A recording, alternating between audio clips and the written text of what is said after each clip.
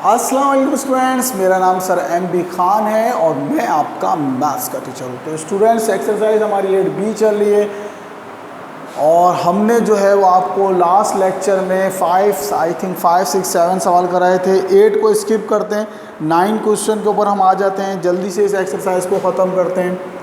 Question number 9, if A is equal to x minus y plus z, B is equal to 2x minus के 3y। अच्छा, जो सवाल मैंने छुड़वा दिए हैं वो सवाल आपने नहीं करना, जैसे 8, 9, 7, 8 आप छोड़ दीजिएगा बस, सही है। और C is equal to 4x minus के 5y माइनस के 6x। अच्छा, अगर कोई सवाल जो है वो मैं जैसे 6x या आप गलती से उतार दिया, तो अगर कुछ सवाल हो गया, आपको सिर्फ पैटर्न देखने से, सवाल को आप मोहताज ना बने कभी भी। आपको पता है सवाल का मोहताज मैंने आपको बनाया नहीं, आप खुद भी सवाल बना सकते हैं, पैटर्न है। अच्छा, अब करना क्या था इसमें, हाँ, फाइंड। तो फिर ये आपसे कहता है find,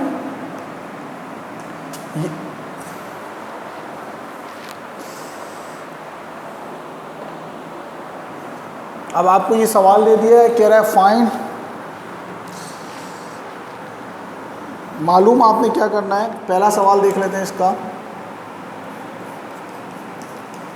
A plus B plus सी मालूम करना है आपने, सही। तो देखिए, सिंपल इज़ दैट कि जब A प्लस बी प्लस सी की आपको वैल्यू दी हुई है तो आप इसको कर लें भाई, कोई ऐसी कोई रॉकेट साइंस नहीं।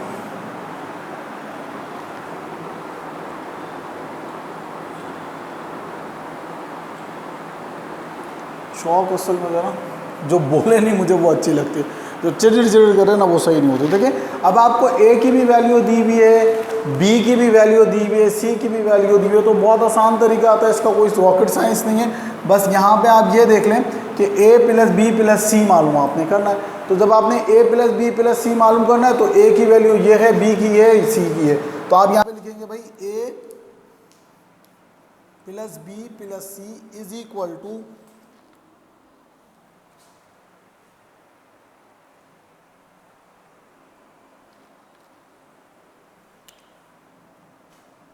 अब A की जगह पे A की वैल्यू लिख दें x माइनस वाई प्लस जी या z, फिर बीच में कौन सा निशान है, प्लस। अब प्लस के निशान के बाद ब्रैकेट बनाने की ज़रूरत नहीं होती, आप लिख दें, अगर माइनस का साइन ना हो तो 2x माइनस के B की वैल्यू लिख दें, क्या हो गई 2x माइनस के 3y प्लस के 4z, सही ना। फिर C की वैल्यू लिख दें, प्लस की जगह पे प्लस आ गया, प्लस C की वैल्यू कितनी है 4x माइनस के 5y माइनस के 6z। हॉरिजेंटल भी कर सकते हैं, वर्टिकल भी कर सकते हैं, जो दिल चाहे आप कर लें, सही है। अब देखिए, डायरेक्ट करें या पहले लिख लें, x वाले एक साथ लिख लें भाई, x प्लस 2x प्लस के 4x। डायरेक्ट भी कर सकते हैं ना, जिन बच्चों की समझ में आ गया वो डायरेक्ट कर दें, सही है ना। माइनस के 5y प्लस के z प्लस के 4z माइनस के 6z, सही। एक जैसे साइन जमा होता है, अलग अलग साइन माइनस होता है, आंसर के साथ हमेशा बड़ी टर्म का साइन आता है। तो क्या हो गया, A प्लस बी प्लस सी, 2 और 1 3 वेरिएबल वैसे लिखते हैं एडिशन में, सही है। n चल रहा है पूरा, आपको समझा के जो है ना बहुत अच्छी तरह समझ में आएगा। 4 और 2 6 और एक साथ कांस्टेंट नंबर को जमा कर देते, तीनों सेम साइन है, जमा हो जाएंगे। 5 और 3 8 और 1 9, 9y हो गया, सही ना, 9y, सही ना। अब यहाँ पे देखें, 4 और 2 6, ये अलग अलग साइन थे, 6 में से 6 गया 0, 0 लिखते नहीं है, तो दिस इज़ योर आंसर। ये प्लस के 6 होता और ये माइनस के 6z है, तो ये आपका क्या हो गया, नहीं गलत, ये z है, ये 2 नहीं है, ये z है, सही। तो ये कितना हो गया आपका, आप देखिए,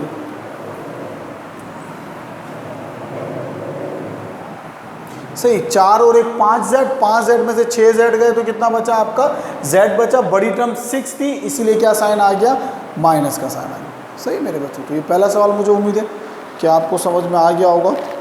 देखूं नज़र सही आ रहा है, हाँ नज़र तो सही आ रहा है, सही ना।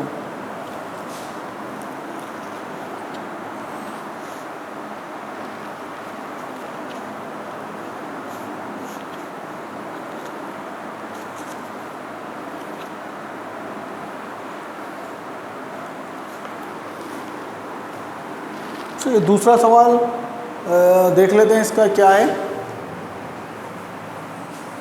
बस सिर्फ साइन का फ़र्क है, और तो इसमें कोई रॉकेट साइंस ऐसी नहीं है कि जो है ना आपकी समझ में ना आए। दूसरा सवाल देख लेते हैं। a माइनस बी प्लस सी, तो वही सोल्यूशन लिखा, घिसा बेटा, a माइनस बी प्लस सी लिखा इज इक्वल टू a की जगह a की वैल्यू लिख दी,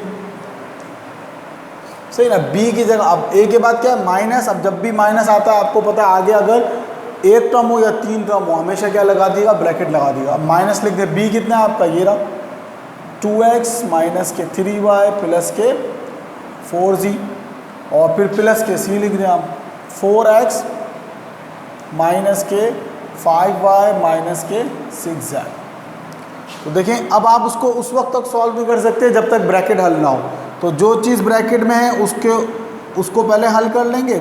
और अब ये क्या है, मल्टीप्लाई। इस ब्रैकेट का मतलब क्या होता है, मल्टीप्लाई। तो ये माइनस का साइन अंदर की सारी टर्म से क्या होगा, मल्टीप्लाई होगा। माइनस प्लस माइनस के 2x हो गया, माइनस माइनस प्लस के 3y हो गया, माइनस प्लस माइनस का 4z हो गया, फिर प्लस के 4x माइनस के 5y माइनस के 6z। वैसे ही देखिए ये वाली टर्म और ये वाली टर्म वैसे ही लिख दी, सिर्फ ब्रैकेट सॉल्व किया। अब वही किसा बेटा, पहले x वाली टर्म सारी एक साथ लिख लेते हैं भाई, x माइनस के 2x प्लस के 4x। ऐसे लाइन बना दिया करें ताकि आपको पता चले कौन कौन सी टर्म हो जाए, सही ना। ये नहीं सही ना।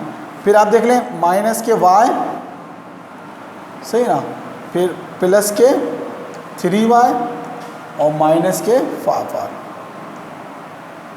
जिन बच्चों को डायरेक्ट आते हैं वो ये एक साथ लिखने की जरूरत नहीं है, आप डायरेक्ट ही कर लीजिएगा, सही। प्लस के z माइनस के 4z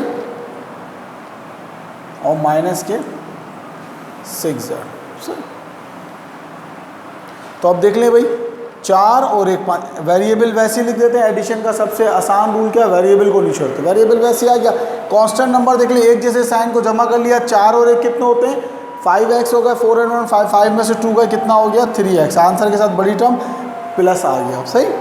अब इधर देख लें माइनस और माइनस एक जैसे साइन हमेशा क्या होते हैं, same sign are added different sign are subtracted, always return a capital term sign, सही ना। तो 5 and 1 कितने होते हैं 6, y वैसे ही लिख दिया आपने। 5 and 1 माइनस के 6 में से प्लस के 3 गए तो 3 बचा, और बड़ी टर्म 5 थी इसलिए साइन क्या आया, माइनस का आ गया। अब यहाँ पे देख लें 6 और 4 माइनस के तो ऐड होगा, z वैसे ही लिख दिया आपने। 6 और 4 को ऐड किया, 6 4 10, 10 में से एक गया, कितने बचे आपके माइनस के 9z बचे, सही मेरे बच्चों। कोई मसला, बहुत ही आसान है, इंतहाई आसान, सही। तो अब इसका जो है वो तीसरा सवाल है। अब देखिए कुछ तो आप भी कर लेना सारे सवाल मैंने आपको एक सवाल भी ऐसा नहीं है जो खुद से करने के लिए दिया, सिवाय उन सवालों के जो बनाने और हल करने थे। एक्सरसाइज के मैंने सारे सवाल करा दिया आपको। अब आप जो है वो क्वेश्चन नंबर 3 जो है वो इसका खुद कर लीजिएगा, बहुत आसान है।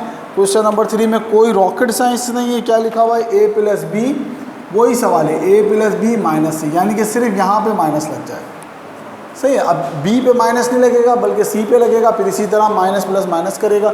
जल्दी से ये चैप्टर मुकम्मल कर लें आप 8b, फिर इसका जो है वो इंशाल्लाह तबारक ताला आपका टेस्ट लिया जाएगा, सही है मेरे बच्चों। तो अपना बहुत ज़्यादा ख्याल रखिएगा। आज के लिए इतना ही काफ़ी है, सही है। अल्लाह हाफिज़।